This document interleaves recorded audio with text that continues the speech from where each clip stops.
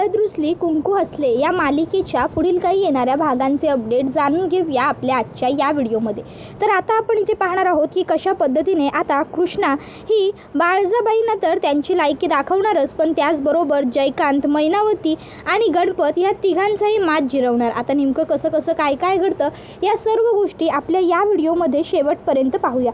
तर आता इकडे बाळजाबाई ह्या गुन्हेगार आहेत ही गोष्ट दुष्यंत समोर आलेली असते आणि आता जेव्हा दुष्यंतला बाळजाबाईंचा खरा चेहरा समजतो तेव्हा दुष्यंतने स्वतःहूनच बाळजाबाईंना पोलिसांच्या स्वाधीन केलेलं असतं। पण शेवटी आता बाळजाबाई काही फार काळ तुरुंगामध्ये राहणार नसतातच। बाळजाबाई आता लगेचच गणपतला फोन करतात आणि बोलवून घेतात आणि सांगत असतात, गणपत भाऊजी लवकरात लवकर म्या इथनं सुटलो पाहिजे अशी तरतूद करा, काय बी झालं तरी आजचा दिवस म्या इथं राहणार नाही म्हणजे नाही। आणि मग आता गणपत प्रयत्न करत असतो, पण बाळजाबाईंना सोडवणं गणपतलाही जमत नसतं, कारण 5 गावच्या सरपंचने बाळजाला अडकवलेलं असतं। मग आता बाळजा ही स्वतःहूनच स्वतःच्या सुटकेसाठी प्रयत्न करू लागते। त्या दरम्यान आता ती पॉलिटिकल पार्टीजचा वगैरे वापर करते आणि बरेचसे पैसे दाबून ती आता तुरुंगातनं बाहेर पडते। तुरुंगातनं बाहेर पडल्यानंतर ती म्हणत असते की कृष्णे, तू एवढं कटकारस्थान केलंस ना की मला तुरुंगाची हवा खायला लावलीस, आता बघ मी तुझं काय करते। नाही जर तुला पुढच्या 7 जन्मात माणसाचा जन्म नको वाटला की नाही तर माझं बी नाव बाळजा नाही। आणि मग आता बाळजाबाई या गावातनं निघालेल्या असतात। आता गावातली लोकंसुद्धा बाळजाबाईंना घाबरत नसतात। पूर्वी जर बाळजाबाई येताना दिसल्या तर लोक आपसूक बाजूला व्हायची, बाळजाबाईंची गाडी येताना दिसली तर लोक आपसूक स्वतःची गाडी मागे घ्यायची। पण आज बाळजाबाईंची गाडी चाललेली असताना एका फळवाल्याची हातगाडी तो समोरून घेऊन चाललेला असतो। आता तो हातगाडीवाला पहिला त्या रस्त्याने येत असतो, रस्ता बारीक असतो हे माहीत असतानाही जयकांत मुद्दामून गाडी आतमध्ये घेतो। आता तो फळवाला सुद्धा त्याची हातगाडी मागे घेत नाही। बाळजाबाई आणि जयकांत गाडीतनं खाली उतरतात। आता जयकांत म्हणतो, काय रे काकीसाहेबांची गाडी दिसेना हवे तुला? त्याबरोबर तो फळवाला म्हणतो, गाडी तुम्ही पहिली आतमध्ये घेतलात, माझी चूक नाही आहे, मी ह्याच वाटेने येत होतो, तुम्ही माघारी फिरा। त्याबरोबर आता बाळजा ही त्याला म्हणते, काय र माझं भ्या मेलं होय र तुझ्या मनातलं, दाखवू काय माझं भ्या? त्याबरोबर गणपत म्हणतो, नको वहिनी नको, आत्ताच तुम्ही तुरुंगातनं आलाय, पुन्हा नको वाद। बरं जयकांत शेठ गाडी मागं घ्या। बाळजाला आता खूपच राग आलेला असतो। बाळजा आता रागाने जाऊन गाडीत बसते। जयकांत गाडी मागे घेतो, तो फळवाला पहिला पुढे निघून जातो आणि त्यानंतर मगच बाळजाबाईंची गाडी पुन्हा त्या वाटेने पुढे सरकते।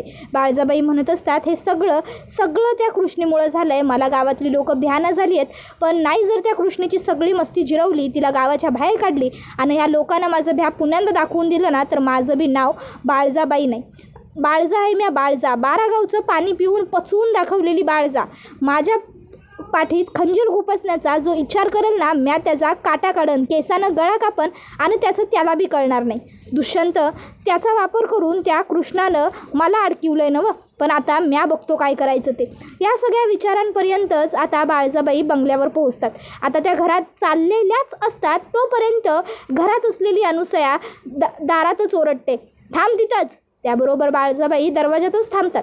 त्याबरोबर अनुसया पुढे येते आणि म्हणते, निर्लज्ज असशील, पण इतकी निर्लज्ज असशील असं वाटलं नव्हतं। नाही माणसाला भ्या नसावं, पण इतकं की तू डायरेक्ट एवढी हिंमत केलीस की घरात यायला निघालीस। लक्षात ठेव, आतापर्यंत तू या घरात होतीस कारण ह्या घराची खरी कारभारीण, ह्या घरची खरी मालकीन या घरात नव्हती म्हणून, पण आता ह्या घरची खरी मालकीन, ह्या घरची खरी कारभारीण म्या आहे, अनुसया आढळराव रांगडे पाटील। सौभाग्यवती अनुसयाबाई आढळराव रांगडे पाटील। आवाज आला नसेल तर पुन्हा एकदा ऐकून घे। आणि म्या माझ्या घरला परत आलो आहे, त्यामुळं आता तुझी गरज संपली, आता तू इकडनं कडकडनं सुटायचं नाही।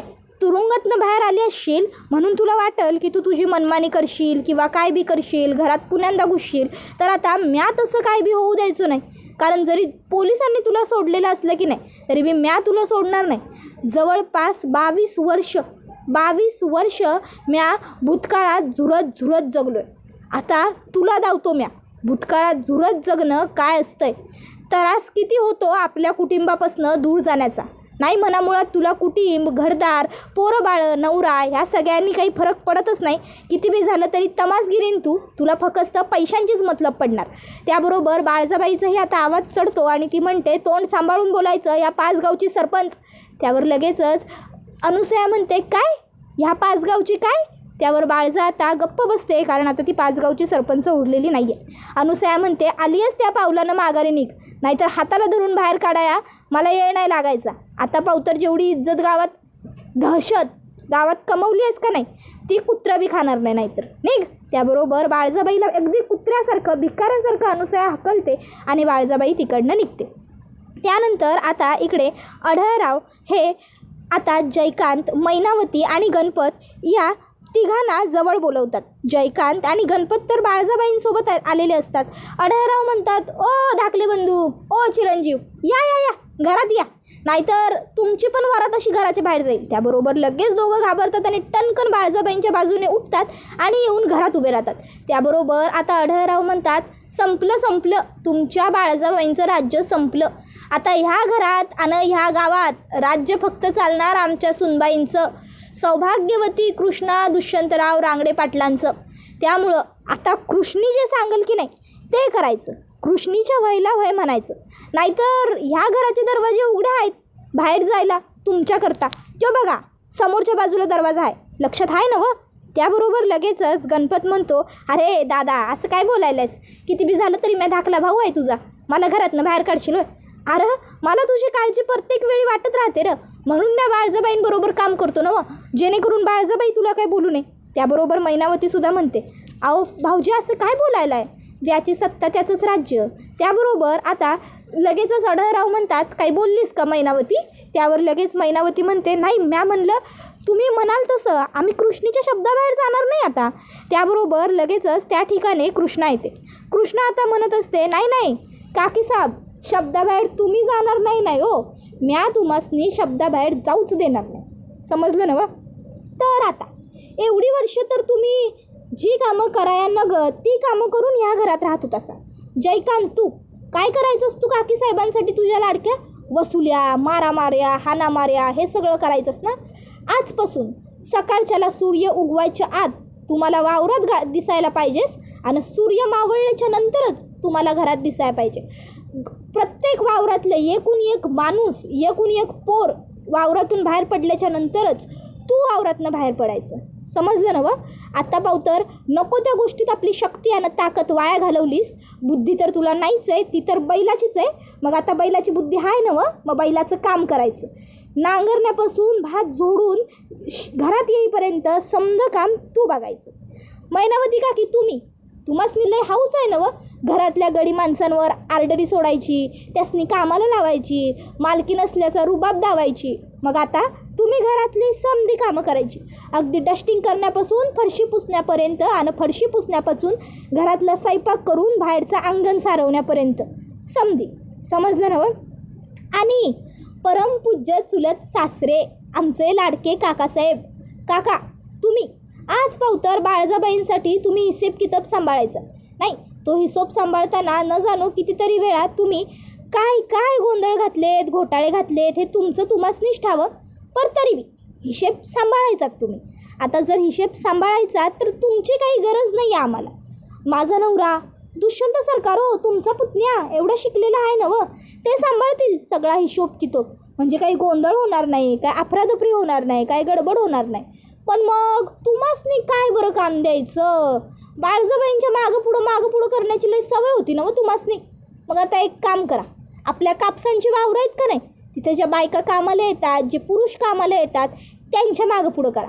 त्यांचं जेवण, त्यांचं पैसे नको, पैशाचा व्यवहार तुमच्या हातात नको, त्यांच्या कामावर लक्ष ठेवा, त्यांच्या मागं पुढं करा, कळलं का. त्यानंतर आता पूजाला आता गावामधनं बातमी मिळते की बाळजाबाई ह्या आढळरावांची दुसरी बायको होत्या आणि दुष्यंत हा सुद्धा त्यांचा दुसऱ्या बायकोचा मुलगा होता. आणि बाळजाबाईंचा खरा वारस म्हणजे रांगडे पाटलांचा खरा वारस हा बाळजाबाईंच्या सवतीचा मुलगा म्हणजेच समर आहे आणि बाळजाबाईंच्या सवतीचं नाव अनुसयाबाई आहे. मग आता ही गोष्ट जेव्हा पूजाला कळते, पूजा अलगच कशीबशी लपतछपत कृष्णाच्या बंगल्याबाहेर जाते आणि तिकडे आता बाहेर बसलेला समर पूजाला दिसतो. आता समरला बघून पूजा फुल फ्लॅट होऊन जाते. समर इतका हँडसम, समरची ती बॉडी, एवढं सगळं बघून तर पूजा विचार करते, ओ माय उगाच एवढे दिवस मी त्या दुष्यंतवर वेळ वाया घालवत होते. नाही नाही नाही नाही नाही, आता काहीही करून या समरला तर मला गटवावं लागेलच. हा समर माझ्या जाळ्यात अडकलाच पाहिजे. समरबरोबर जर मी लग्न केलं तर आपोआपच मी कृष्णापेक्षा श्रेष्ठ ठरेन. कारण नात्याने, वयाने, मानाने, सगळ्याच गोष्टींनी मी कृष्णापेक्षा वरचढ असेन. आणि सगळ्यात महत्त्वाचं म्हणजे ह्या सगळ्या प्रॉपर्टीचा खरा वारसदार हा समर आहे. कारण लिगली समरच आढळरावांचा मुलगा आहे. त्यामुळे ही सगळी प्रॉपर्टी, सगळी संपत्ती मिळणार तर फक्त समरलाच मिळणार. त्यामुळे आता समरची बायको म्हणून ह्या घरावर हुकूमत माझीच गाजणार. मग आता पूजा समरवरती दोरे टाकण्याचा खूप प्रयत्न करते. समरला भुलवण्यासाठी ती वेगवेगळ्या गोष्टी करत असते. समोरच्या समोर स्लीवलेसचे ड्रेस घालून राहणं म्हणा, किंवा समर ज्या वाटेने येत असेल त्या वाटेवरून मुद्दाम जाताना समरला धडकणं म्हणा, किंवा मुद्दामून समरजवळ बोलण्याचा प्रयत्न करू पाहणं, समरशी मैत्री करण्याचा प्रयत्न करू पाहणं. आता जयकांतच्या सोर्सकडनं ही माहिती जयकांतला मिळते. आता जेव्हा जयकांतला हे कळतं की पूजा समरच्या मागे पुढे करते, तेव्हा जयकांतला खूपच जास्त राग येतो. जयकांत विचार करतो, ही काळी मांजर आज पावतर माझ्या मागं पुढं करायची आणि आता त्या समरच्या सोडणार नाही मी. त्याबरोबर इकडे समर ह्याला मात्र पूजामध्ये काडीचाही इंटरेस्ट नसतो. समर पूजाला अजिबात भाव देत नसतो. उलट तो पूजाला सांगतो की ओ मॅडम, कशा पायी माझ्या मागं पुढं करायला आहे? अक्कल बिक्कल का आहे का नाही तुम्हाला? नेहमी नेहमी कशावर धडकतं तुम्ही मला? डोळा आहेत की डोळ्यांच्या ऐवजी बटणं बसवून घेतले? नाही, बटणं जरी असती तरी बी कळलं असतं तुम्हासनी. आवाज बी तुम्हासनी समजत नाही होय? बरोबर ज्या वाटेनं मी येताना दिसतो त्याच वाटेला कशा येता तुम्ही? आणि ते बी पळते की नाही. म्हणजे माणूस एकदा धडकू शकतो, दुसऱ्यांदा धडकू शकतो, तुम्ही तिसऱ्यांदा कशा काय धडकायला येतो? आणि मुद्दा म्हणून घालते की काय हे असले कपडे? बाईच्या जातीनं ना जरा सोबल साजल असं राहावं. नावं ठेवली की दुसऱ्याला नावं ठेवायला आपणच असं नाही वागायचं पहिलं, समजलं ना? वाट सोडा माझी. एवढं बोलून तो तिकडनं निघून जातो. तर दुसऱ्या बाजूला इकडे दुष्यंत हा खूप जास्त दुखावला गेलेला असतो. तो हर्ट झालेला असतो. तो विचार करत असतो की मी किती मोठा मूर्ख आहे. एवढी वर्ष मी ज्या आईला देवीसारखी पूजलं, ज्या आईचा प्रत्येक शब्द मी झेलला, ती बोलेल ती पूर्व दिशा करत गेलो, त्या आईने इतक्या लोकांचं आयुष्य उद्ध्वस्त केलं. मला तिचं राजकारण कळू नये म्हणून तिनं मला स्वतःच्या वडिलांपासून तोडलं, गावापासून दूर केलं, माझी गावाबरोबर असलेली नाल तोडली. आज मला कळतंय की आई मला कधीच तू गावाला येऊन राहा असं का नाही म्हणायची. आत्ता मला समजायला लागलं आहे की आई नेहमी मला शहरातच सेटल करण्याच्या मागे का असायची. मी US ला निघून जातो म्हटलं तरीही आई मला का अडवत नव्हती. त्याबरोबर आता या सर्व विचारात दुष्यंत हरवून गेलेला असताना मागून कृष्णा येते आणि कृष्णा अलगज दुष्यंतच्या खांद्यावरती हात ठेवते. त्याबरोबर दुष्यंत मागे फिरतो आणि कृष्णाला घट्ट मिठी मारतो. त्याबरोबर आता कृष्णा दुष्यंतच्या डोक्यावरून हात फिरवत असते आणि त्याला म्हणत असते, मला कळायलं आहे सध्या तुम्हासनी लई त्रास व्हायला आहे, मनस्ताप व्हायला आहे, पश्चाताप व्हायला आहे, कळायलं आहे, मला सगळं कळायलं आहे. पण दुष्यंत सरकार, अहो हे समज तुम्हीला जे काय व्हायलं आहे की नाही ते समज होऊन काय बी उपयोग नाही बघा. कारण जे घडलं त्या समजात तुमची काय बी चूक नाही. बाळजामाई माझीच आई का असा प्रश्न दुष्यंत कृष्णाला विचारतो. कृष्णा म्हणते, दुष्यंत सरकार, हाऊ त्या तुमची आई होणार की नाही हे तुमच्या बी हातात नव्हतं. जे विधिलिखित होतं तेच घडलं आहे नवं. मग आता नशिबाला किती बी दोष देऊन, हातावर किती बी हात आपटून काय बी मिळणार आहे होय? उलट चांगली गोष्ट तर ही की तुम्हासनी तुमच्या आईचं रूप कळल्यानंतर तुम्ही त्याच्यावर पडदा टाकण्याऐवजी तुम्ही मोठ्या मनानं तुमच्या आईला शिक्षा मिळवून दिली. तुमच्या सावत्र भावाला आणि सावत्र आईला त्यांचा न्याय, त्यांचा हक्क मिळवून दिला. त्यांच्या वाटेचं सुख त्यांना तुम्ही परत मिळवून दिलं. त्यांना ह्या घरात घेऊन आलात तुम्ही. उलट तुम्ही तर लई चांगले आहेसा. त्यावर दुष्यंत म्हणतो, मी बाबांबरोबर किती वाईट वागलो आहे कृष्णा. त्यावर कृष्णा म्हणते, अहो मनात जर आलं आहे ना व तुम्ही आबांबरोबर चुकीचं केलं आहे असा विचार, तर मग जावा आणि बोला त्यांच्याशी. सांगा त्यासनी की तुम्हासनी तुमची चूक कळाली आहे आणि तुम्हासनी तुमच्या चुकीचा पश्चाताप बी व्हायला आहे. आबा अहो मोठ्या मनानं माफ करतील तुम्हासनी ठावाय. एवढी वर्ष फक्त तुम्ही त्यासनी एक डाव बा म्हणून हाक मारावी ह्यासाठी थांबलेत होते. तुम्हासनी ठावाय तुमचे बा तुमच्या आईबरोबर वाईट वागले, चुकीचं वागले, पण ते तुमच्या आईच्या करणीचं फळ होतं. पण आबांनी कधी तुम्हासनी त्रास नाही दिला. आबा कधी तुमच्या वाकड्यात नाही गेले. आबांनी कधी बी तुमचा वाईट विचार नाही केला. तुमच्यासाठी कायम त्यांच्या मनात प्रेम होतं, माया होती, आपुलकी होती, काळजी होती. तुम्हासनी ठावाय तुम्ही शहरात नाही यायचात तेव्हा रातच्याला जेव्हा तुमची गाडी गावाच्या एशीच्या आत यायची तेव्हापासून तुमच्या गाडीच्या मागं तुम्हासनी काहीतरी असल्यासारखं वाटायचं. आबांची गाडी असायची ती. कुणी तुम्हासनी रस्त्यात अडवू नये किंवा तुम्हासनी काय अडचण येऊ नये म्हणून नेहमी प्रत्येक वेळी ते तुम्हासनी घ्यायला यायचे तुमच्या मागं. पण कधीच कळू नाही दिलं त्यांनी तुम्हाला. हे त्यांचं प्रेम आहे जे एक बाप म्हणून त्यांनी तुमच्यावर केलं आहे. माफी मागा, ते सहज मोठ्या मनानं माफ करतील तुम्हासनी. शेवटी किती बी झालं तरी बा आहेत ते तुमचे. तर दुसऱ्या बाजूला इकडे आता अनुसया ही तिच्या खोलीत म्हणजे बाळजाबाईंच्या खोलीत आणि अढळरावांच्या खोलीत आलेली असते आणि आता ती कपाट उघडते. कपाटामध्ये हे असे दागदागिने असतात. अनुसया ते दागदागिने बघते आणि तिला तिचे जुने दिवस आठवतात. आरशाच्या समोर जाऊन अनुसया बसते आणि तिला भूतकाळातलं चित्र पुन्हा एकदा दिसू लागतं. अढळराव कसे तिच्या गळ्यामध्ये सोन्याचा हार घालत होते आणि तिला म्हणत होते, अनुसया आपण कायम आयुष्यभर असेच एकत्र राहणार. अनुसया आरशात बघून म्हणत असते, तुम्ही बोललेला सबूत मी पुरा केला बरं का. तुम्ही म्हणला होता असं नवं आपण आयुष्यभर असेच सोबत राहणार म्हणून. तुमच्यासाठी, ह्या घरासाठी, ह्या समध्यासाठी आणि समरसाठी मी पुन्यांदा ह्या घरात आलो आहे. आता आपण आयुष्यभरासाठी एकत्र राहणार अगदी मरे पावतर.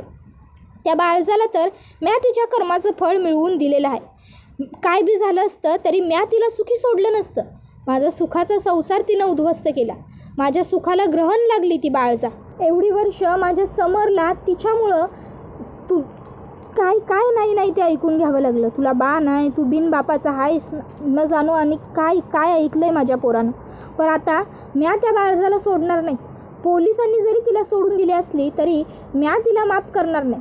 म्या नाही जर तिला जन्माची अद्दल घडवली की नाही तर माझं बी नाव अनुसया नाही. अनुसया गप्प होती म्हणजे ती काय करणार नव्हती असं नव्हतं. वाघीण जेव्हा 4 पावलं मागं जाते तेव्हा ती डरकाळी फोडून झेप घेण्यासाठी. ही गोष्ट त्या बाळजाच्या लक्षात नव्हती. गेंड्यानं किती बी वाघाची कातडी पांघरली तरी शेवटी गेंडा हा गेंडाच राहतो हे ती विसरली. ती नाचणारीन तिला वाटलं ती माझा संसार उद्ध्वस्त करल आणि म्या गप्प बसन. घरंदाज बाई आहे, कुणाच्या वाट्याला उगाच जाणार नाही. पण जर माझ्या वाट्याला कुणी गेलं तर म्या त्यासनी सोडणार बी नाही. आता बाळजाला कळल अनुसया अढळराव रांगडे पाटील काय चीज आहे ते. त्याबरोबर आता हा व्हिडिओ इथेच संपतो. व्हिडिओ आवडला असेल तर व्हिडिओला लाईक करा. चॅनलवर नवीन असाल तर चॅनलला सबस्क्राईब करा आणि बेल आयकॉन आठवणीने प्रेस करा जेणेकरून तुम्हाला पुढच्या प्रत्येक व्हिडिओचं नोटिफिकेशन मिळत जाईल आणि सर्व व्हिडिओंचा आनंद हा अगदी उत्तम पद्धतीने घेता येईल. चला तर मग प्रेक्षकांनो आजच्या पुरतं इथेच थांबूया. पुढचा व्हिडिओ येईपर्यंत या व्हिडिओचा छान पद्धतीने आनंद घेत राहा.